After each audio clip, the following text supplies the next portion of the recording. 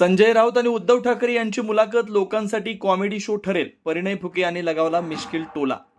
शरद पवार आणि सुषमा अंधारे यांनी ज्या पद्धतीने टीका केली ती पाहता असं वाटतं की त्यांना राजकीय कावीळ झाले. काहीही घडलं तरी त्यामागे भाजपच असतो असा त्यांचा दृष्टिकोन आहे. ते नेहमी भाजपवर टीका करायची संधी शोधतात, बाकी दुसरं काही काम नसल्यासारखं वाटतं. दरम्यान गोंदिया जिल्हा बँकेच्या अध्यक्षपदासाठी महायुतीचाच विजय होणार असल्याचा दावा परिणय फुके यांनी केलाय. राज्यात भाजपचं कामकाज वाढत असून अनेक नेते आणि सामाजिक कार्यकर्ते पक्षात येत असल्याचे फुके म्हणाले. पंतप्रधान नरेंद्र मोदींच्या नेतृत्वात देश प्रगतीपथावर आहे. उपमुख्यमंत्री देवेंद्र फडणवीस साहेबांचं नेतृत्व राज्यात विकास घडवून आणतंय. भाजपमध्ये येण्याची उत्सुकता कार्यकर्त्यांमध्ये मोठ्या प्रमाणात वाढत असल्याची प्रतिक्रिया परिणय फुके यांनी केली. शिवसेना नेते संजय राऊत आणि उद्धव ठाकरे यांच्या डॉक्टर कंपाऊंडर वक्तव्यावरही त्यांनी मिश्किल टोला लगावलाय. संजय राऊत आणि उद्धव ठाकरे यांनी मुलाखत लोकांसाठी कॉमेडी शो ठरेल असंही त्यावेळी म्हटलंय. 100% गोंदिया जिल्हा बँकेवर महायुतीचाच अध्यक्ष होणार.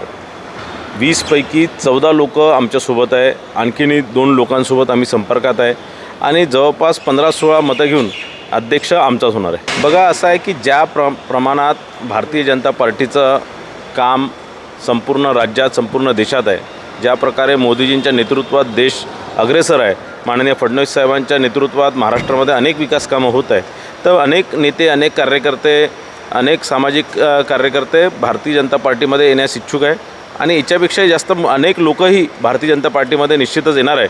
तर मला असं वाटतं की जर अनेक लोक जर भारतीय जनता पार्टीत येत आहे, भारतीय जनता पक्ष वाढत आहे, तर उद्धव ठाकरे जे असतील बाकी लोकांना मिरची लागणं साहजिक आहे. ते जे आपण कोविडमध्ये बघितलं की ते डॉक्टर आणि कंपाऊंडरच्या ज्या अनेक बातम्या आपण ऐकत होतो आणि कंपाऊंडर डॉक्टरचा इंटरव्ह्यू घेत आहे, अशा प्रकारचं ते चित्र आहे आणि मला असं वाटतं की एक चांगला कॉमेडी शो निश्चितच या माध्यमातून जनतेला पाहायला मिळेल.